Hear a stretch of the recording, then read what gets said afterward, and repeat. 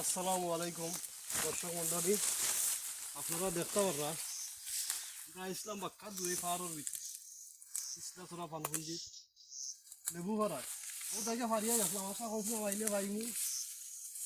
400 লেবু দরকার, বলতে কোনো 50 টাকা নিতাম পারছি না। দোয়া করবো আপনারা 400 লেবু খাইলে। আপনার ব্যাগটা দেখাও কতটা পাইছেন। দেখি লাউকা আনা করে 10-12টা হইব, কিন্তু আছে বড় টেনশন। দেখুন কারো দেখাই না কিছু আপনারা আমার কি মোর বাগানের ভিতরে মাত্র মোর সময় গেছে কি বেশি, মাল ভাই আর কম।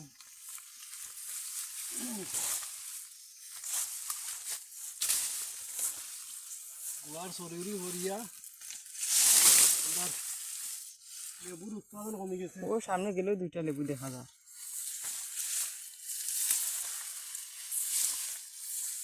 কিছু খাই আর মাঝে মাঝে মিলে আর পালা করে দেখা লাগে না। এই আবার ওই ও আছে একটা লাল টসটসা লেবু। চিন্তা করলে তুই ওইগুলো কুটি মুটি বাড়ি কিন্তু ওইটা কিন্তু মাঝে মাঝে খাইতো না। আপনার কিছু একটা ইন্দারা আছে ডিফারেন্ট করে দিবা। এটা বহুত বড় কুয়া।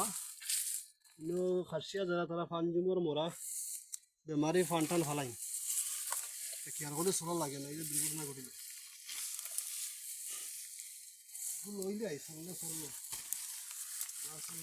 আমরা খাইলাম।